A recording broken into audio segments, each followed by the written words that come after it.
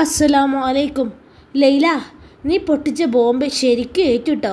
അല്ലെങ്കിൽ പിന്നെ ആബിദ ഒരിക്കലും എന്നെ വിളിക്കില്ല. സെലീന പറഞ്ഞത് കേട്ട് സാബിയും ലൈലയും അവളെ നോക്കി. എന്ത്? അതെ, ആബിദ വിളിച്ചിരുന്നു. നിന്നെ വിളിച്ചാൽ എൻ്റെ വായന്നിരിക്കുന്നത് കേൾക്കേണ്ടി വരുമെന്ന് ഓൾക്ക് നന്നായിട്ട് അറിയാം.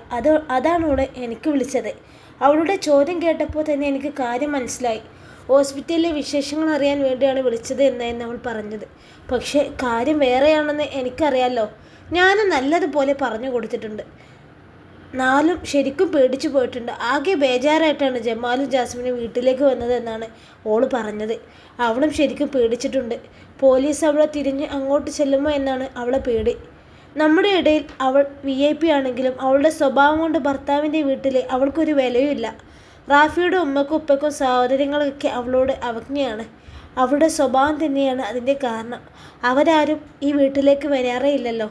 ശരിയാ, ഉമ്മ പേടിച്ചു എന്നതിൻ്റെ ഏറ്റവും വലിയ തെളിവാണ് ഇക്ക എന്നെ വിളിച്ചത്. ഉമ്മ ഇക്കയെ വിളിച്ച് ചോദിച്ചത് കൊണ്ടാണല്ലോ ഇക്ക കാര്യങ്ങളൊക്കെ അറിഞ്ഞത്. അല്ല, എന്നിട്ട് നീ അവനോട് എന്തു പറഞ്ഞു? കൂടുതലൊന്നും അറിയില്ല എന്ന് പറഞ്ഞു. സത്യം പറഞ്ഞാലേ ഉമ്മ അപ്പോൾ തന്നെ അറിയും. തൽക്കാലം 2-3 ദിവസം ഒന്ന് ബേജാറാവുന്നതാണ് നല്ലത്. അവർ സംസാരിക്കുന്നതിൻ്റെ ഇടയിൽ വൈകുന്നേരത്തെ ചെക്കപ്പിന് ഡോക്ടർ അങ്ങോട്ട് വന്നു. അവർ സാബിയെ നോക്കി പുഞ്ചിരിച്ചു. ഉച്ചയ്ക്ക് ഇവിടെ കല്യാണത്തിനുള്ള ആളുണ്ടായിരുന്നല്ലോ എന്ന് കേട്ടല്ലോ. ലിസി ഡോക്ടറുടെ ചോദ്യം കേട്ട് സാബി ചിരിച്ചു. അതെ, വീട്ടിൽ നിന്ന് മക്കളൊക്കെ വന്നതല്ലേ. ഒരു കല്യാണത്തിന് നല്ല ആളൊന്നുമില്ല. ഡോക്ടറെ വീട്ടിലൊക്കെ ഇത്ര പേരെ കല്യാണത്തിന് ഉണ്ടാവുള്ളൂ. ലിസി ചിരിയോടെ അവിടെ നോക്കി. ആഹാ, പെണ്ണിന് ഇങ്ങനെയൊക്കെ തമാശയൊക്കെ പറയാനറിയോ? ഞങ്ങൾ അതൊക്കെ പഠിപ്പിക്കുകയാണ് ഡോക്ടറെ. ഇങ്ങനെ പഞ്ചം പാവായിരുന്നാലേ എല്ലാവരും തലയിൽ കയറും. എന്തോ ഓർത്തുകൊണ്ട് ലിസി തലയാട്ടി. പിന്നെ പരിശോധന ആരംഭിച്ചു. എല്ലാം കഴിഞ്ഞ് ഡോക്ടർ ലൈലയെ നോക്കി. വേണമെങ്കിൽ ഇന്ന് തന്നെ നിങ്ങൾക്ക് ഡിസ്ചാർജ് ചെയ്ത് തരാം. അല്ലെങ്കിൽ നാളെ ഉച്ചയ്ക്ക് ശേഷം മാത്രമേ പോകാൻ പറ്റൂട്ടോ. അത് മതി ഡോക്ടർ. നാളെ വൈകുന്നേരമാണ് അവിടെ ബുക്ക് ചെയ്തിട്ടുള്ളത്. നാളെ ഉച്ചയ്ക്ക് ശേഷം ഡിസ്ചാർജ് ആക്കിയാൽ മതി. എന്നിട്ട് അങ്ങോട്ട് നേരെ പോവാലോ. എന്നാൽ പിന്നെ അങ്ങനെ ആവട്ടെ. കഴിക്കാനുള്ള മരുന്നുകളൊക്കെ ഞാൻ എഴുതി തരാം. മരുന്ന് മുടക്കരുതട്ടോ. ബ്ലീഡിങ് ഉണ്ടായതല്ലേ. ഇപ്പോൾ കുഴപ്പമൊന്നുമില്ലെങ്കിലും 2 മാസം നന്നായിട്ട് റെസ്റ്റ് എടുക്കണം. അല്ലെങ്കിൽ ചിലപ്പോൾ പിന്നെയും പ്രശ്നമുണ്ടാവാൻ സാധ്യതയുണ്ട്. സാബി പതിയെ തലയാട്ടി. ലിസി കോട്ടിൻ്റെ പോക്കറ്റിൽ നിന്ന് 2 മിഠായികൾ എടുത്ത് മക്കൾക്ക് നേരെ നീട്ടി. മിഠായി കണ്ട് അവരുടെ കണ്ണുകളിൽ ഒരു തിളക്കം വന്നെങ്കിലും അവർ അത് വാങ്ങാൻ കൂട്ടാക്കിയില്ല. പകരം അവർ ഉമ്മയുടെ നേരെ നോക്കി. സാബി വാങ്ങാൻ ആംഗ്യം കാണിച്ചപ്പോഴാണ് അത് വാങ്ങിയത്. Thanks doctor. 2 മക്കളും ഒരുമിച്ച് പറഞ്ഞപ്പോൾ ലിസി അറിയാതെ ചിരിച്ചുപോയി. ആ, വെൽക്കം വെൽക്കം. ഡോക്ടർ ചിരിയോടെ തന്നെ അവരുടെ 2 പേരുടെയും കവിളിൽ തലോടി. പിന്നെ എല്ലാവരോടും ഒന്ന് പറഞ്ഞതിന് ശേഷം പുറത്തേക്ക് പോയി. നിങ്ങൾ 2 പേരും വേണമെങ്കിൽ പോയിക്കോളൂ. എനിക്കിപ്പോൾ കുഴപ്പമൊന്നുമില്ലല്ലോ. സാബി പറഞ്ഞത് കേട്ട് ലൈല അവളെ നോക്കി. മിണ്ടാതെ ഇവിടെ കിടന്നോ. ഞങ്ങൾക്ക് 2 പേർക്കും ഒരു കുഴപ്പമില്ല എന്നെ നോക്കുന്നതിൽ. അല്ലെങ്കിൽ തന്നെ ഈ ഹോസ്പിറ്റലിൽ എന്താണ് പ്രശ്നം? റൂമിലിരിക്കുമ്പോൾ ഇത് ഹോസ്പിറ്റലിലാണ് തോന്നോ? വീട്ടിലാണെങ്കിൽ എന്തൊക്കെ പണികൾ ചെയ്യണം. ഇതാവുമ്പോൾ അതൊന്നും വേണ്ട. സമയത്ത് പോയി ഭക്ഷണം വാങ്ങിക്കൊണ്ട് വന്ന് കഴിക്കുക. വേറെ ഒന്നും വേണ്ട. 10 പൈസക്ക് ഞങ്ങൾക്കായിരിക്കും ചിലവില്ലല്ലോ. എല്ലാം ജമാലിൻ്റെ കയ്യിൽ നിന്ന് വാങ്ങിയിട്ടുണ്ടല്ലോ. അവർ ചിരിച്ചുകൊണ്ട് പറഞ്ഞു. ഇന്ന് രാത്രി മസാലദോശ ഉണ്ടാവുമെന്നാണ് പറഞ്ഞത്. ഞാനിപ്പോൾ അത് 1 കഴിക്കണോ 2 കഴിക്കണോ എന്ന ആലോചനയിൽ ഇരിക്കുമ്പോഴാണ് എൻ്റെ ഒരു വർത്താനം. സാബി അറിയാതെ ചിരിച്ചുപോയി. ചിരിച്ചപ്പോൾ അവൾക്ക് സ്റ്റിച്ച് വലിഞ്ഞ് വേദന തോന്നി. അതോടെ അവൾ ചിരി നിർത്തി. വേദനിക്കുന്നുണ്ടാവല്ലേ? അലിവോടെ സെലീന ചോദിച്ചു. അവൾ പതിയെ തലയാട്ടി. സാരമില്ല, അതൊക്കെ പെട്ടെന്ന് മാറും. നീ നോക്കിക്കോ. 1 മാസത്തെ അവിടുത്തെ താമസം കഴിയുമ്പോൾ നീ മുമ്പത്തേക്കാൾ ആരോഗ്യവതിയായിരിക്കും. എന്നിട്ട് വേണം അടുത്ത തവണ എനിക്കും പോയി അവിടെ കിടക്കാൻ. സെലീന പറഞ്ഞത് കേട്ട് ലൈല വാപ്പത്തി ചിരിച്ചു. സാബിയും അറിയാതെ മന്ദഹസിച്ചു. അത് കണ്ട് സെലീനക്ക് നാണം വന്നു. ഓഹ്, ഒരു ജോലിയും ചെയ്യാതെ കുറച്ച് ദിവസം സന്തോഷത്തോടെ കഴിയാമല്ലോ എന്നോർത്ത് പറഞ്ഞതാ. അന്നൊന്നും ഇങ്ങനെയുള്ള സംവിധാനങ്ങളൊന്നും ഉണ്ടായിരുന്നില്ല. ഉണ്ടെങ്കിൽ തന്നെ ഈ ഉമ്മ സമ്മതിക്കുമായിരുന്നോ? എന്തോ ഓർത്തുകൊണ്ട് സെലീന പറഞ്ഞു. ഒരു നേഴ്സ് പെട്ടെന്ന് മുറിയിലേക്ക് വന്നു. അതോടെ ആ സംസാരം നിൽക്കുകയും ചെയ്തു. ഹോ, എന്തായിരുന്നു ഓളൊരു ഗമ. ചോദിക്കുമ്പോഴേക്കും കാറിൽ കയറി ഇരുന്നു കൊണ്ടൊരു ഇളിയാണ്. അവൾ ഭർത്താവ് ഗൾഫിൽ നിന്ന് നല്ല ജോലിയാണല്ലേ. അവൾക്കെന്താ ഒരു ഓട്ടോ വിളിച്ച് പോയിക്കൂടെ? നിങ്ങൾ വല്ലാത്തൊരു പൊട്ടനായിപ്പോയി. ഒരു ഓട്ടോ വിളിച്ച് അവളെ അതിൽ കയറ്റി വിട്ടാൽ പോരായിരുന്നോ? ഇതിപ്പോൾ ആടങ്ങാടിയിൽ പോയ പോലെയായി. ഇവിടെ നിന്ന് 10 മിനിറ്റ് ഓട്ടല്ലേ അങ്ങോട്ടുള്ളൂ. പോയിട്ടിപ്പോൾ 4 മണിക്കൂർ കഴിഞ്ഞു. സത്യം പറഞ്ഞു, അവളെയും കൊണ്ട് നിങ്ങൾ എവിടെയാണ് പോയത്? വീട്ടിലേക്ക് തന്നെയല്ലേ പോയത്? അല്ലാതെ നിങ്ങൾ എവിടെയെങ്കിലും കറങ്ങാൻ പോയോ? ജാസ്മിൻ്റെ ചോദ്യം കേട്ട് ജമാൽ എന്ത് പറയണമെന്നറിയാതെ നിന്നു. ഇങ്ങനെയൊരു ചോദ്യം ചെയ്യൽ അയാൾ പ്രതീക്ഷിച്ചതാണ്. അരമണിക്കൂർ കൊണ്ട് തിരിച്ചു വരാമെന്ന് കരുതിയാണ് അവളുടെ കൂടെ പോയത്. എന്നാൽ തൻ്റെ കൂടെ വന്നത് ആബിദ ഒരുക്കിയ ഗിണിയാണെന്ന് പിന്നീടാണ് മനസ്സിലായത്. പോകുന്ന വഴിക്ക് വലിയ ടെക്സ്റ്റൈൽസിന് മുന്നിലെത്തിയപ്പോൾ ആബിദ കാർ നിർത്താൻ പറഞ്ഞു. അവൾക്ക് ചുരിദാറിനുള്ളൊരു ലൈനിങ് വാങ്ങാനുണ്ട് എന്ന് പറഞ്ഞാണ് അവൾ ഇറങ്ങിയത്. 2 മിനിറ്റ് കഴിഞ്ഞ് വാങ്ങി വരാമെന്ന് പറഞ്ഞു പോയ അവളും മക്കളും 15 മിനിറ്റ് കഴിഞ്ഞ് വരാതായപ്പോഴാണ് ജമാൽ അകത്തേക്ക് കയറി ചെന്നത്. ആബിദയും മക്കളും അപ്പോൾ അവർക്കുള്ള വസ്ത്രങ്ങൾ നോക്കുകയായിരുന്നു. കിട്ടിയില്ലേ? അസ്വസ്ഥയോടെ ജമാൽ ചോദിച്ചു. അവൻ ഇടയ്ക്കിടെ മൊബൈൽ എടുത്ത് നോക്കുന്നത് കണ്ടു. ആബിദ ചിരിയോടെ അവനെ നോക്കി. കുട്ടികൾക്കൊക്കെ വലിയ പരിഭവമാണ്. അമ്മോൻ്റെ നിക്കാഹായിട്ട് അവരെ കൂടെ കൊണ്ടുപോയില്ലല്ലോ എന്ന പരാതി. ജമാൽ എന്ത് പറയണമെന്നറിയാതെ അവളെ നോക്കി. ഞാൻ പറഞ്ഞിട്ട് കുട്ടികൾക്ക് മനസ്സിലാവണ്ടേ? അവൾക്ക് കൂടെയുള്ള മക്കൾക്കൊക്കെ കല്യാണം എന്ന് പറഞ്ഞാൽ ഭയങ്കര ഹരാണ്, പ്രത്യേകിച്ച് അമ്മമാരുടെ. അതും പറഞ്ഞ് മക്കളെ 2 പേരും ഭയങ്കര കരച്ചിലായിരുന്നു. അവരെ കൊണ്ടുപോയിട്ടില്ല എന്നത് മാത്രമല്ലല്ലോ, നീ ഗൾഫിൽ നിന്ന് വന്നപ്പോഴും അവർക്ക് കാര്യമായിട്ടൊന്നും കൊണ്ടുവന്നിട്ടില്ല, ഡ്രസ്സുകളും എടുത്തു കൊടുത്തിട്ടില്ല. ഞാനിപ്പോൾ ഇക്കാൻ്റെ വീട്ടിലേക്കാണല്ലോ പോകുന്നത്. നിൻ്റെ കല്യാണം കഴിഞ്ഞത് എല്ലാവരും അറിഞ്ഞു. അവരൊക്കെ ഡ്രസ്സ് എവിടെയെന്ന് ചോദിക്കുമ്പോൾ ഞാനെന്ത് പറയാനാണ്? പറ്റില്ല, എനിക്ക് തൽക്കാലം അഭിമാനം നോക്കിയല്ലേ പറ്റൂ. തൽക്കാലം എനിക്കും മക്കൾക്കും ഓരോ ജോഡി ഡ്രസ്സ് എടുക്കാം. ഇനി അവരെ ഇടയിൽ നിന്നെ മോശമാക്കണ്ടല്ലോ. ആബിദ തന്നെ പെടുത്തിയെന്ന് ജമാലിന് മനസ്സിലായി. അയാൾക്ക് ദേഷ്യം വന്നു. എങ്കിലും അയാൾ അത് പുറത്ത് കാണിച്ചില്ല. അത് കാണിക്കാൻ പറ്റിയ സമയമല്ല എന്ന് അയാൾക്ക് അറിയാമായിരുന്നു. ഗന്ധിതരമില്ലാതെ അയാൾ ആബിദയുടെ ഇഷ്ടങ്ങൾക്ക് വഴങ്ങി കൊടുക്കേണ്ടി വന്നു. കിട്ടിയ അവസരം മുതലാക്കാൻ തന്നെയായിരുന്നു ആബിദയുടെ തീരുമാനം. മക്കൾക്ക് 2 വസ്ത്രങ്ങൾ വീതമാണ് എടുത്തത്. അവൾക്ക് 3 ജോഡിയും എടുത്തു. ജമാൽ അന്തം വിട്ട് നോക്കുന്നത് കണ്ടപ്പോൾ അവൾ പതിയെ അടുത്തേക്ക് ചെന്നു. ഈ ഇങ്ങനെ നോക്കണ്ട, ഒരു ജോഡിയുടെ പൈസ നീ കൊടുത്താലേ മതി, ബാക്കി ഞാൻ കൊടുത്തോളാം. അങ്ങനെ പറഞ്ഞാൽ ഒരിക്കലും ജമാലത് സമ്മതിക്കില്ല എന്ന് അറിയാമായിരുന്നു. അവരുടെ ഈഗോ അവരെ കൊണ്ട് ഇങ്ങനെയൊന്നും ചെയ്യാൻ സമ്മതിക്കില്ല. അതൊന്നും വേണ്ട, ഞാൻ തന്നെ കൊടുക്കാം. നിനക്ക് ബുദ്ധിമുട്ടാവില്ലേ ജമാലെ? എന്ത് ബുദ്ധിമുട്ട്? അവൻ മങ്ങിയൊരു ചിരി ചിരിച്ചു. അവന് വലിയ താല്പര്യമൊന്നുമില്ലെന്ന് ആബിദക്ക് മനസ്സിലായി. കിട്ടുന്ന ചാൻസിൽ മുതലാക്കിയില്ലെങ്കിൽ പിന്നെ ഒന്നും കിട്ടില്ല എന്ന് അവൾക്ക് നല്ലതുപോലെ അറിയാമായിരുന്നു. ഡ്രസ്സിന് എല്ലാം കൂടി 15,000 രൂപയായി. പിന്നെ ആബിദയുടെ മക്കൾക്ക് ഷൂ വേണമെന്നായി. ടെക്സ്റ്റൈൽസിൻ്റെ അടുത്ത് തന്നെ ഷൂവിൻ്റെ വലിയ ഷോറൂം ഉണ്ടായിരുന്നു. അവർക്ക് ഓരോരുത്തർക്കും ഓരോ ജോഡി ഷൂ വാങ്ങിക്കൊടുത്തു. അവിടെ നിന്നും ഇറങ്ങിയപ്പോൾ 2 മണിക്കൂർ കഴിഞ്ഞിരുന്നു. അപ്പോഴാണ് ആബിദയുടെ മക്കൾ വിശക്കുന്നു എന്ന് പറയുന്നു പുതുതായി തുറന്ന ഹോട്ടലിൽ കയറാമെന്നായിരുന്നു അത്. ജമാലിന് അതും സമ്മതിക്കേണ്ടി വന്നു. നല്ലൊരു തുകയ്ക്കുള്ള ഭക്ഷണവും കൂടി കഴിച്ചാണ് ആബിദയും മക്കളും ആ പിഴിച്ചിൽ അവസാനിപ്പിച്ചത്. നിങ്ങളെ പറഞ്ഞിട്ടൊരു കാര്യമില്ല, നിങ്ങൾക്ക് ബുദ്ധി ഉണ്ടെങ്കിലേ മന്ദബുദ്ധി എന്ന് വിളിക്കായിരുന്നു. ജമാൽ ഒന്നും മിണ്ടില്ലെന്ന് കണ്ടപ്പോൾ അതും പറഞ്ഞ് ജാസ്മിൻ വെട്ടിത്തിരിഞ്ഞ് അകത്തേക്ക് പോയി. എന്തൊക്കെയാണ് മോനെ ഓള് പറഞ്ഞിട്ട് പോയത്? ഈ എല്ലാം കേട്ടു നിൽക്കുകയായിരുന്നു. റബ്ബുലാലുമീനെ തമ്പുരാനെ, ഇങ്ങനൊരു പൊട്ടനാണല്ലോ ഈ എനിക്ക് മോനായി തന്നത്. ഓളെ ചെവിക്കല് അടിച്ചു പൊളിക്കേണ്ട സമയത്ത് അന്തം വിട്ട് ഓനിങ്ങനെ അണ്ടിപ്പോയ അണ്ണാനെ പോലെ നിൽക്കാണ്. ഉമ്മ പറയുന്നത് കേട്ടപ്പോൾ ജമാൽ ആകെ വല്ലാതായി. ഉമ്മയെല്ലാം കേട്ടു നിൽക്കുകയായിരുന്നു എന്ന് അപ്പോഴാണ് അവന് മനസ്സിലായത്. അയാൾ എന്തു പറയണമെന്ന് മനസ്സിലായില്ല. ഞാൻ നിന്നോട് മുമ്പ് തന്നെ പറഞ്ഞല്ലേ അവളെ അധികം തലയിൽ കയറാൻ സമ്മതിക്കരുതെന്ന്. വെറുതെയല്ല ഓളെ കിട്ടിയതിന് ഒഴിവാക്കിയത്. ഇതാണ് സ്വഭാവങ്ങളിൽ ഒഴിവാക്കിയല്ല, അടിച്ച് മണ്ട പൊളിക്കാണ് വേണ്ടത്. നബീസു അതും പറഞ്ഞ് മകനെ ഒന്ന് സൂക്ഷിച്ചു നോക്കി. നിന്നെ മന്ദബുദ്ധി എന്ന് വിളിച്ച സ്ഥിതിക്ക് അവൾക്ക് 2 എണ്ണം കൊടുക്കാമായിരുന്നു. പെണ്ണല്ലേ, ചിലപ്പോൾ നെകളിപ്പ് കൂടും. കൈ വീശി മുഖത്ത് തന്നെ 2 എണ്ണം കൊടുത്താൽ അത് നിൽക്കും ചെയ്യും. ഇനിയെങ്കിലും അത് പഠിക്കാൻ നോക്ക്, അല്ലെങ്കിലേ ഓൾ നിനക്ക് സമാധാനം തരൂല. ജമാൽ അസ്വസ്ഥയോടെ ഉമ്മ പറയുന്നത് കേട്ടു നിന്നു. അയാൾക്കും നല്ല ബുദ്ധിമുട്ട് തോന്നുന്നുണ്ടായിരുന്നു. അണ്ടിയോട് അടുക്കുമ്പോഴാണ് മാങ്ങയുടെ പുളി അറിയുക എന്ന് ആരോ പറഞ്ഞത് പെട്ടെന്ന് അയാൾക്ക് ഓർമ്മ വന്നു. ഇക്കാര്യങ്ങളൊക്കെ ജാസ്മിൻ മുമ്പ് തന്നെ പറഞ്ഞിട്ടുള്ളതാണ്. അവൾക്ക് ഇഷ്ടപ്പെടാത്ത കാര്യങ്ങൾ പറയുകയോ ചെയ്യുകയോ ചെയ്താൽ അവളുടെ പ്രതികരണം അതിരൂക്ഷമായിരിക്കുമെന്ന് അയാൾക്ക് നേരത്തെ തന്നെ അറിയാം. ഇതിപ്പോൾ ഉമ്മ കൂടി കേട്ടതാണ് പ്രശ്നമായത്. അല്ലെങ്കിൽ ഇപ്പോൾ ഒരു പ്രശ്നമില്ലായിരുന്നു. ഞാൻ പറയാനുള്ളത് പറഞ്ഞു ജമാലെ, ഇനിയൊക്കെ എൻ്റെ കയ്യിലാണ്. നിൻ്റെ ഭാര്യ നീ ഒരാളെ കളഞ്ഞു തിരഞ്ഞെടുത്തതാണ്.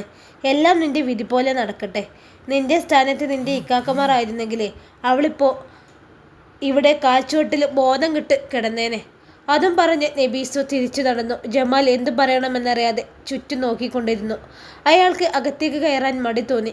കുറച്ച് സമയം കൂടി കഴിഞ്ഞു പോവുകയാണെന്ന് നല്ലതെന്ന് അയാൾ മനസ്സിലോർത്തു. അപ്പോഴാണ് ബാങ്ക് വിളിക്കുന്നത് കേട്ടത്. അതോടെ രക്ഷപ്പെട്ട ആശ്വാസത്തോടെ അയാൾ പള്ളിയിലേക്ക് നടന്നു. ഇനി എവിടെ പോയി എന്ന് ജാസ്മിൻ ചോദിച്ചാൽ പള്ളിയിൽ പോയതാണെന്ന് പറയാമല്ലോ എന്ന് അയാൾ ആശ്വാസത്തോടെ ഓർത്തു. അയാൾ പോകുന്നത് ജാസ്മിൻ മുകളിലെ റൂമിലെ ജനാലയിലൂടെ നോക്കി നിൽക്കുകയായിരുന്നു. ഉമ്മ എന്തൊക്കെയോ പിറുപിറുക്കുന്നതും അവൾ കണ്ടിരുന്നു. പറഞ്ഞത് അല്പം കൂടിപ്പോയി എന്ന് അവൾക്ക് തോന്നാതിരുന്നില്ല. പ്രഷർ കൂടിയാൽ പിന്നെ അങ്ങനെയാണ്. ആരോട് എന്ത് പറയണമെന്ന് യാതൊരു ഐഡിയയുമില്ല. ആബിദായെ കൊണ്ടുപോയതിനു ശേഷം ജമാലിനെ അവൾ ഒരുപാട് പ്രാവശ്യം അയാളെ ഫോണിലേക്ക് വിളിച്ചതാണ്. പിന്നീട് വിളിക്കാമെന്ന് പറഞ്ഞ് അയാൾ ആദ്യത്തെ തവണ ഫോൺ കട്ട് ചെയ്തു. പിന്നീട് ഫോൺ എടുക്കുകയും ഉണ്ടായില്ല. അതാണ് അവൾക്ക് ഇത്ര ദേഷ്യം വരാനുള്ള കാരണം. എന്തായാലും ഇനി അവൾ വരുമ്പോൾ അവൾക്ക് നല്ല പണി കൊടുക്കണം എന്ന് ജാസ്മിൻ മനസ്സിൽ ചിന്തിച്ചു.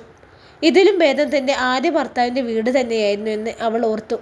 ഇവിടുത്തെ അവസ്ഥ വെച്ച് നോക്കുമ്പോൾ അവിടെ സ്വർഗമായിരുന്നു. ഇനി അതൊന്നും പറഞ്ഞിട്ട് കാര്യമില്ല. ഇക്കരെ നിൽക്കുമ്പോൾ അക്കരെ പച്ച എന്ന് തോന്നിയിട്ട് ഒരു പ്രയോജനമില്ല. ഏതായാലും വരുന്നത് പോലെ വരട്ടെ എന്നോർത്ത് അവൾ ബെഡിൽ കിടന്നു. ഇതേ സമയം നബീസു അസ്വസ്ഥതയോടെ ഹാളിലെ സോഫയിൽ ഇരിക്കുകയായിരുന്നു. ഇതിനിടയിൽ ഭർത്താവ് നബീസുവിനെ വിളിച്ചു.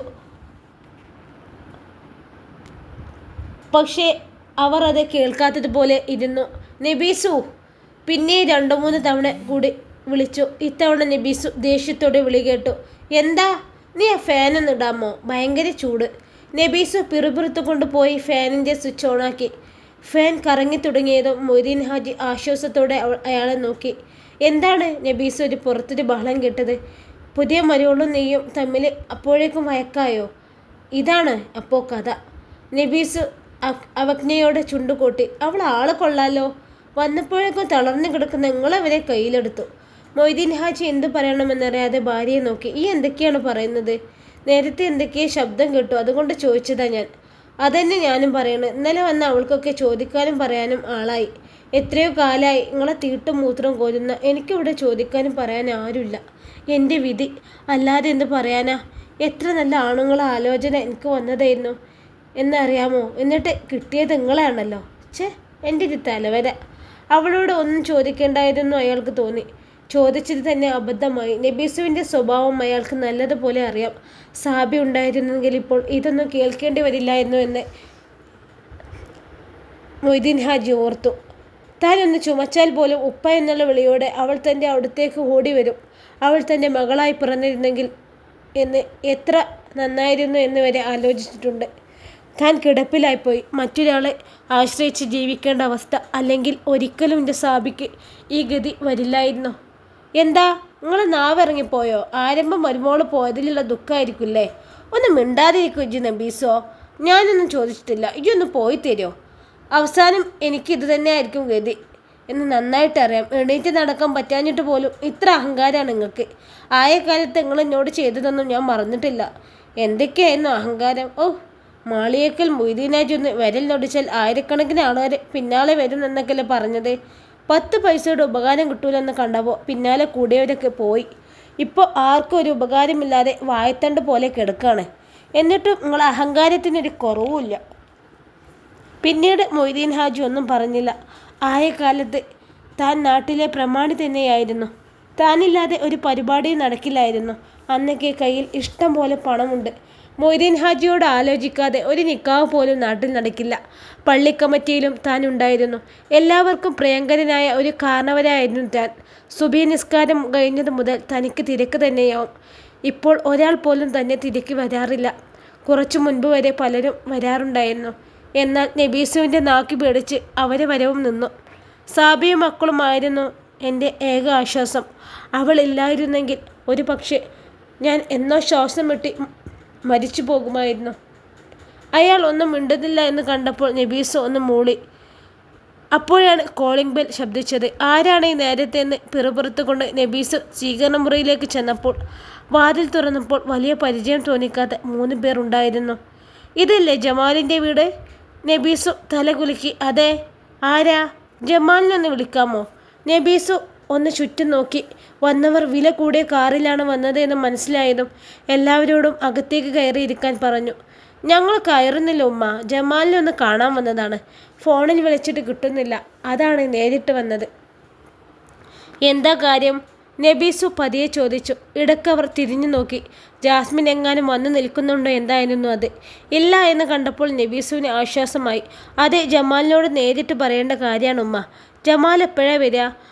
ഓനെ പള്ളിയിൽ പോയതാണ്, ഇപ്പോൾ വരും. അകത്തേക്ക് കയറിയിരിക്കൂ, അല്ലെങ്കിൽ ഓൻ വരുമ്പോൾ എന്നെ ചീത്ത പറയും. ഞങ്ങളെ കാര്യത്തിൽ അങ്ങനെയൊന്നും ഉണ്ടാവില്ലമ്മ. ഞങ്ങളെ ഗൾഫിലെ പരിചയക്കാരാണ് അവൻ്റെ. എന്നിട്ടാണോ പുറത്ത് നിൽക്കുന്നത്? അപ്പോഴേക്കും ജമാൽ ഗേറ്റ് കടന്നു വന്നു. പെട്ടെന്നാണ് അവൻ മുറ്റത്ത് നിൽക്കുന്ന ആളുകളെ കണ്ടത്. അപ്പോഴേക്കും അവരും അവനെ കണ്ടു കഴിഞ്ഞിരുന്നു. അവർ തന്നെ കാണുന്നതിന് മുമ്പേ ഒഴിഞ്ഞു മാറാൻ ശ്രമിച്ചെങ്കിലും അവന് അതിന് കഴിഞ്ഞില്ല. അസ്സലാമു അലൈക്കും. അവനൊരു കപട ചിരിയോടെ അവരുടെ അടുത്തേക്ക് ചെന്നു. അവർ സലാം മടക്കി. കുറേ സമയമായി വന്നിട്ട്. വീട് കണ്ടുപിടിക്കാൻ ബുദ്ധിമുട്ടായോ? എന്ത് ബുദ്ധിമുട്ട് ജമാലെ, ആവശ്യം ഞങ്ങളുടേതായില്ലേ? അവർ പറഞ്ഞത് കേട്ട് ജമാൽ കാര്യം മനസ്സിലാവാത്തതുപോലെ അവരെ നോക്കി. ജമാലെ, ഞങ്ങൾ എന്തിനാണ് വന്നതെന്ന് നിനക്കറിയാം. അതെ, നിനക്കറിയാമെന്നത് എനിക്കും അറിയാം. നീ പൊട്ടം കളിക്കാതെ കാര്യത്തിന് വേഗം ഒരു തീരുമാനമാക്കാൻ നോക്കിട്ടോ, അല്ലെങ്കിലേ എനിക്കതൊരു വലിയ ബുദ്ധിമുട്ടാവും. ജമാൽ തിരിഞ്ഞ് ഉമ്മയെ നോക്കി. ചായ എടുക്കുമ്മ. ജമാൽ പറഞ്ഞത് കേട്ട് നബീസു അകത്തേക്ക് പോയി. അതോടെ ജമാൽ തിരിഞ്ഞ് അവനെ രൂക്ഷമായി നോക്കി. നിങ്ങൾ എന്തിനാണ് ഇപ്പോൾ ഇങ്ങോട്ട് വന്നത്? നമ്മൾ തമ്മിലുള്ള എല്ലാ ഇടപാടുകളും അവസാനിപ്പിച്ചതാണല്ലോ. നിങ്ങൾ തന്ന പണം ഞാൻ തിരിച്ചു തരികയും ചെയ്തു. അത് ശരിയാണ്, പക്ഷെ കണക്കങ്ങോട്ട് ശരിയാവുന്നില്ലല്ലോ ജമാലെ. എന്ത് കണക്ക്? അല്പം ഗൗരവത്തോടെ ജമാൽ ചോദിച്ചു. നമ്മളെ അവിടുത്തെ കട തുടങ്ങുമ്പോൾ 10 ലക്ഷം റിയാലായിരുന്നു നമ്മുടെ മൂലധനം. നമ്മൾ 4 പേരും ചേർന്ന് 10 ലക്ഷം റിയാൽ ഒപ്പിച്ചു. കച്ചവടം തുടങ്ങി. നിന്നെ വിശ്വാസമുള്ളതുകൊണ്ട് കച്ചവടം നിന്നെ ഏൽപ്പിച്ച് ഞങ്ങൾ 3 പേരും ഓരോ പരിപാടികളിലേക്ക് പോയി. വിളിക്കുമ്പോൾ ഒക്കെ കച്ചവടം കുറവാണെന്ന് നീ നുണ പറഞ്ഞു. 2 വർഷം ഞങ്ങൾക്ക് 3 പേർക്കും നീ ലാഭം തന്നിട്ടില്ല. 10 ലക്ഷം റിയാലിന് തുടങ്ങിയ കച്ചവടത്തിൽ നിന്ന് ഈ അതിൻ്റെ എത്രയോ ഇരട്ടി ലാഭം ഉണ്ടാക്കി. കണക്ക് ചോദിച്ചപ്പോൾ ഞങ്ങൾ തന്ന 2.5 ലക്ഷം റിയാൽ വീതം നീ തിരിച്ചെന്നത് സത്യമാണ്. ഇപ്പോഴത്തെ കണക്ക് പ്രകാരം അതിൽ 40 ലക്ഷം റിയാലിൻ്റെ സാധനങ്ങളുണ്ട്. ന്യായമായും അതിൻ്റെ 4-1 വീതം ഞങ്ങൾക്ക് കിട്ടണം. അത് തന്നില്ലെങ്കിൽ നിന്റെ മയ്യത്തെടുക്കേണ്ടി വന്നാലും അത് ഞങ്ങൾ പിടിച്ചു വാങ്ങിയിരിക്കും. അത് കേട്ടതോടെ പേടി കൊണ്ട് ജമാലിൻ്റെ ശ്വാസം വിലങ്ങി. അയാൾ ഒരാശ്രയത്തിനായി ചുറ്റും നോക്കി. അപ്പോൾ എല്ലാം പറഞ്ഞതുപോലെ ഇപ്പോൾ കടയിൽ 40 ലക്ഷം റിയാലിൻ്റെ സാധനങ്ങളുണ്ട്. 10 ലക്ഷം റിയാൽ വീതം ഞങ്ങൾ 3 പേർക്കും നീ തരിക. എന്നിട്ട് ബാക്കി എടുത്തോ, അല്ലെങ്കിൽ നിന്റെ 10 ലക്ഷം ഞങ്ങൾ അങ്ങോട്ട് തരാം. എന്നിട്ട് നീ കട ഒഴിഞ്ഞോ? വല്ലാത്തൊരു കുരുക്കിലാണ് താൻ വന്നുപെട്ടതെന്ന് ജമാലിന് ഉറപ്പായി. ഇവർക്ക് എല്ലാം അറിയാം. എല്ലാം തീരുമാനിപ്പിച്ച് ഉറപ്പിച്ച് തന്നെയാണ് ഇവർ 3 പേരും വന്നത്. അതെങ്ങനെ പറഞ്ഞാലാണ്? അതൊക്കെ എൻ്റെ കഠിനാധ്വാനം കൊണ്ട് ഞാൻ ഉണ്ടാക്കിയെടുത്തതാ. നിങ്ങൾ തന്ന പണം മുഴുവൻ ഞാൻ തിരിച്ചു തന്നില്ലേ? ജമാൽ പറഞ്ഞത് കേട്ട് 3 പേരും പരസ്പരം നോക്കി. ജമാലേ, നമ്മൾ 4 പേരും കൂടിയാണ് പാർട്ണർഷിപ്പിൽ ആ കട തുടങ്ങിയത്. ഞങ്ങൾ 3 പേർക്കും വേറെയും ബിസിനസ്സുകളായി തിരക്കിലായതുകൊണ്ട് നീ തന്നെയല്ല അത് നോക്കി നടത്താമെന്ന് പറഞ്ഞത്. ഞങ്ങളെ മക്കളെ കടയിലെ ജോലിക്ക് വിടാമെന്ന് പറഞ്ഞപ്പോൾ അതൊന്നും വേണ്ട, എല്ലാം നോക്കാം എന്ന് പറഞ്ഞ് നീ തന്നെയാണ് പറഞ്ഞത്. ശമ്പളമായി എനിക്ക് നിശ്ചയിച്ചത് 3000 റിയാലും. ആ 3000 റിയാൽ നീ എടുക്കുക മാത്രമല്ല, ആദ്യത്തെ മാസം മുതൽ കച്ചവടം കുറവാണെന്ന് ഈ നുണ പറഞ്ഞു. എല്ലാ ഇടപാടുകളും നീ തന്നെ നടത്തുന്നതുകൊണ്ട് ഞങ്ങൾക്ക് ആർക്കൊരു സംശയവും തോന്നിയില്ല. ഞങ്ങൾ അതിൻ്റെ പിറകെ അന്വേഷിച്ച് വരാത്തത് നീ ഒരു ഭാഗ്യമായി കണ്ടു. ഓരോ മാസവും കിട്ടുന്ന ലാഭം മുഴുവൻ നീ അടിച്ചു മാറ്റിയില്ലേ? കമ്പ്യൂട്ടറും സോഫ്റ്റ്വെയറും ഉണ്ടായിട്ട് നീ ഒരു കണക്കും വെച്ചില്ല. വാങ്ങുന്ന സാധനങ്ങൾ കമ്പ്യൂട്ടറിൽ കയറ്റാതെ ബില്ലടിക്കാതെ നീ വിറ്റു. ഇന്നലെ വരെ ആ കടയിൽ നിന്നും ഞങ്ങൾ ആരും അറിയാതെ ലക്ഷക്കണക്കിന് റിയാലുകൾ നീ അടിച്ചു മാറ്റിയിട്ടുണ്ട്. കാര്യങ്ങളൊക്കെ ഇപ്പം ഞങ്ങൾക്കും അറിയാം. അതൊക്കെ നിൻ്റെ മുടുക്ക്. വാങ്ങുകയാണെങ്കിൽ എത്രയോ പൈസ നീ ഞങ്ങൾക്ക് തരേണ്ടി വരും. ഇങ്ങനെ കള്ളക്കണക്കൊക്കെ ആർക്കാണ് പറയാൻ കഴിയാത്തത്? ദേഷ്യത്തോടെ ജമാൽ ചോദിച്ചു. ഒരു കള്ളക്കണക്കുമല്ല, നമ്മുടെ കടയിലെ പണിക്കാർ തന്നെ പറഞ്ഞ കാര്യങ്ങളാണ്. നീ അറിയാതെ ഞങ്ങൾ അവിടെ ഒരു ക്യാമറ വെച്ചിരുന്നു. അതിൽ നിന്നും കുറേ കാര്യങ്ങളൊക്കെ കിട്ടിയിട്ടുണ്ട്. ആ തെളിവ് ഞങ്ങളുടെ കയ്യിലുണ്ട് കേട്ടോ. അതോടെ ജമാൽ മിണ്ടാതെയായി. എല്ലാം ഇവർ മനസ്സിലാക്കിയ സ്ഥിതിക്ക് ഇനി കൂടുതൽ സംസാരിച്ചിട്ട് കാര്യമില്ല എന്ന് അവന് തോന്നി. ഇനി നിനക്കൊന്നും ഉണ്ടാവില്ല എന്ന് ഞങ്ങൾക്കറിയാം. നിൻ്റെ ഇക്കാക്കമാരെയൊക്കെ ഞങ്ങൾക്കറിയാം, അളിയനെയും അറിയാം. അവരോട് ഞങ്ങൾ ഇതുവരെ ഒന്നും പറഞ്ഞിട്ടില്ല. ഇനിയും നീ ഇങ്ങനെ മുങ്ങാനാണ് ഉദ്ദേശമെങ്കിലേ ഞങ്ങൾ കേസ് കൊടുക്കും. ഒരെണ്ണം ഇവിടെയും ഒരെണ്ണം അവിടെയും. ഞങ്ങളൊക്കെ വെറും പൊട്ടന്മാരാണെന്നോ ഈ കരുതിയത്? അന്ന് നീ ഒരു എഗ്രിമെൻ്റ് സൈൻ ചെയ്ത് തന്നിരുന്നു. സമയം കിട്ടുമ്പോൾ അതൊന്ന് വായിച്ചു നോക്കിക്കോ, മനസ്സിലാക്കിക്കോ. താൻ കുടുങ്ങിയെന്ന് ജമാലിന് ഉറപ്പായി. നീ അവിടെയുള്ള ഒരാളുടെ ഭാര്യയെ പ്രേമിച്ച് നാട്ടിലേക്ക് കൊണ്ടുവന്ന് നിക്കാഹ് കഴിച്ച കാര്യമൊക്കെ ഞങ്ങൾ അറിഞ്ഞു. എവിടെയൊക്കെ നീ പുതിയ സ്ഥാപനങ്ങൾ തുടങ്ങിയെന്നും ഏതെല്ലാം സ്ഥാപനങ്ങളിൽ നിനക്ക് പാർട്ട്ണർഷിപ്പ് ഉണ്ടെന്നും നിന്റെ ബന്ധുക്കൾക്കും അറിയില്ലെങ്കിലും ഞങ്ങൾക്കറിയാം. നീ കൂടുതൽ ആളാവാൻ നിന്നാലേ എല്ലാം പൊട്ടിച്ച് ഞങ്ങൾ കയ്യിൽ തരും. നമ്മൾ തമ്മിൽ എന്തിനാണൊരു വഴക്ക്? ജമാൽ മര്യാദയോടെ ചോദിച്ചു. എനിക്കൊരു 3 മാസം സമയം തരണം. അതിനുള്ളിൽ പറഞ്ഞതുപോലെ ഞാൻ പണം തരാം. ശരി, അവരിൽ ഒരാൾ പറഞ്ഞു. സമയം തരാം, പക്ഷെ 3 മാസമൊന്നും തരില്ല. നിന്നെ സംബന്ധിച്ച് 30 ലക്ഷം റിയാൽ ഉണ്ടാക്കാൻ വലിയ പ്രയാസമൊന്നുമില്ല എന്ന് ഞങ്ങൾക്ക് നന്നായിട്ടറിയാം ജമാലെ. 1 മാസത്തെ സമയം തരാം. അതിനുള്ളിൽ ഈ ഞങ്ങളെ 3 ആളെ പൈസയും തരണം. അടുത്ത മാസം ഇതേ ദിവസം ഈ ഗൾഫിലാണെങ്കിൽ ഞങ്ങൾ അവിടെ വരും. അതല്ല ഈ ഇവിടെ ആണെങ്കിൽ ഞങ്ങൾ ഇങ്ങോട്ടും വരും. അന്ന് പണം കിട്ടിയില്ലെങ്കിലേ സൗദിയും ഇവിടെയിലൊക്കെ നിനക്കെതിരെ ഞങ്ങൾ കേസ് കൊടുക്കും. സൗദിയിലെ നിയമങ്ങളൊക്കെ എനിക്കറിയാലോ. ഞങ്ങൾ നിനക്ക് പണം തന്നതിന് നീ വാങ്ങിയതിന് രേഖകളുണ്ട് ജമാലെ. ഞങ്ങൾ അധ്വാനിച്ചുണ്ടാക്കിയ പണമാണ് നിനക്ക് തന്നത്. നിന്റെ കയ്യിൽ ഇപ്പോൾ ഉള്ളത് നീ മോഷ്ടിച്ചുണ്ടാക്കിയ പണം മാത്രമാണ്. അത് ഓർമ്മിച്ചാൽ നല്ലത്. ജമാൽ അറിയാതെ തലയാട്ടി. അവൻ ഭീതിയോടെ പിറകിലേക്ക് തിരിഞ്ഞു നോക്കി. ജാസ്മിനും ഉമ്മയും പിറകിലില്ല എന്ന് അവൻ കണ്ടു. അതോടെ അവന് ആശ്വാസമായി. എല്ലാം പറഞ്ഞതുപോലെ കേട്ടോ, കൂടുതൽ ഞങ്ങളെ ഇങ്ങോട്ട് വരുത്തിക്കരുത്. അത് എനിക്ക് ദോഷം ചെയ്യും. നാട്ടിലേക്ക് ഞങ്ങളെക്കുറിച്ചൊന്ന് അന്വേഷിക്കുന്നത് നല്ലതാ. നല്ല നിലക്കാണെങ്കിൽ ഞങ്ങൾ എന്നും നല്ല സുഹൃത്തുക്കളായിരിക്കും. ഇന്നേ വരെ ഞങ്ങളൊരു റിയാൽ ആരെയും പറ്റിച്ചുണ്ടാക്കിയിട്ടില്ല. ഞങ്ങളെ പറ്റിച്ചവരെ വെറുതെ വിട്ടിട്ടില്ല. അത് ഓർത്താ എനിക്ക് നല്ലത്. അവർ 2-3 പേരും തിരിച്ചു പോയിട്ടും ജമാൽ അന്തം വിട്ട് അങ്ങനെ നിന്നു. കാര്യങ്ങൾ കൂടുതൽ കുഴപ്പത്തിൽ പോവുകയാണെന്ന് അയാൾക്ക് മനസ്സിലായി. അവർ പറയുന്നതിൽ ന്യായമുണ്ട്. ഇങ്ങനെയൊരവസ്ഥ താൻ പ്രതീക്ഷിച്ചത് തന്നെയാണ്. അവർ ചോദിച്ചതിലും കൂടുതൽ തുക ഇപ്പോൾ തൻ്റെ ബാങ്കിലുണ്ട്. വേണമെങ്കിൽ അവരെ അക്കൗണ്ടിലേക്ക് ട്രാൻസ്ഫർ ചെയ്യാവുന്നതേയുള്ളൂ എന്ന് ജമാൽ ഓർത്തു. എന്തായാലും 1 മാസം സമയമുണ്ടല്ലോ. അതിനുള്ളിൽ എന്തെങ്കിലും ഒരു വഴി കാണിക്കാതിരിക്കില്ല. ആ പണം അങ്ങനെ അങ്ങ് കൊടുക്കാൻ അയാൾക്ക് ഒട്ടും മനസ്സുണ്ടായില്ല. അവർ പോയ മോനെ? ഉമ്മയുടെ ചോദ്യം കേട്ടാണ് അയാൾ തിരിഞ്ഞു നോക്കിയത്. ഞാൻ ചായയൊക്കെ ഉണ്ടാക്കിയല്ലോ. ചായ കുടിക്കാതെ പോവാണെങ്കിൽ എന്നോടൊന്ന് പറയാമായിരുന്നു. ജമാൽ പതിയെ ഒന്ന് ചിരിച്ചു. അവരൊക്കെ വലിയ തിരക്കുള്ള ആൾക്കാരമ്മ. ചായ നമുക്ക് കുടിക്കാം. നബീസു പതിയെ തലയാട്ടി. എൻ്റെ കെട്ടിയോളെ വിളിച്ചോ? ഉണ്ടാക്കിയ ചായ വേസ്റ്റാക്കണ്ട. അവൾക്ക് പിന്നെ ഒന്നും ഉണ്ടാക്കി കുടിച്ച് ശീലമൊന്നുമില്ലല്ലോ. എല്ലാം ആരെങ്കിലും ഉണ്ടാക്കി കൊടുക്കണ്ടേ? ഉമ്മയുടെ ചൊറിയുന്ന വാക്കുകൾ കേട്ട് ജമാൽ മൗനം പാലിച്ചു. ഉമ്മ കുറച്ച് കുത്തുവാക്കുകൾ പറഞ്ഞ് നിർത്തിക്കോളുമെന്ന് അയാൾ മനസ്സിലോർത്തു. എല്ലാത്തിൻ്റെയും പിറകെ പോയാൽ അതിന് മാത്രം സമയം കാണും.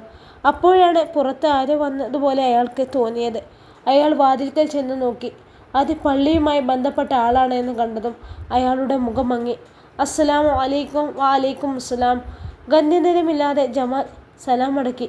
നീ വന്നു എന്ന് ഞാൻ അറിഞ്ഞു. ഞാൻ നിൻ്റെ ഫോണിലേക്ക് വിളിച്ചിരുന്നല്ലോ. നീ ഫോൺ എടുത്തില്ല. ആള് മനസ്സിലാകണ്ടേ ഇക്ക? ഞാൻ വന്നത് മുതൽ തിരക്കിലായിരുന്നു. പുതിയ ഫോണിൽ ആരുടെയും നമ്പറില്ല. ആരൊക്കെയും വിളിച്ചിരുന്നു. ആർക്കൊക്കെ തിരിച്ചു വിളിച്ചു. അതെ അതെ, അയാൾ അല്പം ഗൗരവത്തിൽ പറഞ്ഞു. കാര്യങ്ങളൊക്കെ ഞാൻ അറിഞ്ഞു ജമാലെ. ഇത്തവണ കാര്യങ്ങളൊക്കെ നടക്കുമ്പോൾ നിനക്ക് ഒരു വാക്കിനോട് പറയായിരുന്നു. നിൻ്റെ ആദ്യത്തെ കല്യാണം നടത്തി തരാൻ ഞാൻ മുന്നിലുണ്ടായിരുന്നല്ലോ. നിൻ്റെ വീട്ടുകാരൊക്കെ എതിർത്തപ്പോൾ ഒരു എത്തിയൻകുട്ടിക്ക് ജീവിതമാട്ടെ എന്ന് കരുതി എല്ലാവരോടും സംസാരിച്ച് കാര്യങ്ങൾ ഒരു തീരുമാനമാക്കി തന്നത് ഞാനല്ലേ? എന്നിട്ട് എങ്ങനെയൊക്കെ ചെയ്യുമ്പോൾ എന്നോടൊരു വാക്ക് പോലും പറഞ്ഞില്ല. എന്ത് ചെയ്തു എന്നാണ് ഇക്ക പറയുന്നത്? അലസോരത്തോട് ജമാൽ ചോദിച്ചു. അയാളുടെ മുഖത്ത് ഗൗരവം നിറയുന്നത് ജമാൽ കണ്ടു. ജമാലെ, ഈ ഒന്നും ഒളിക്കണ്ട. എല്ലാം എനിക്കറിയാം. ഈ വീട്ടിൽ എന്തൊക്കെയാണ് നടക്കുന്നതെന്നും ഈ നാട്ടിലെല്ലാവർക്കും അറിയാം.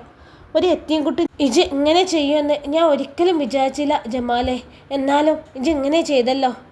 ഇൻഷാ അല്ലാഹ് ഈ കഥയുടെ ഭാഗ്യഭാഗവുമായി നാളെ കാണാം. അസ്സലാമു അലൈക്കും.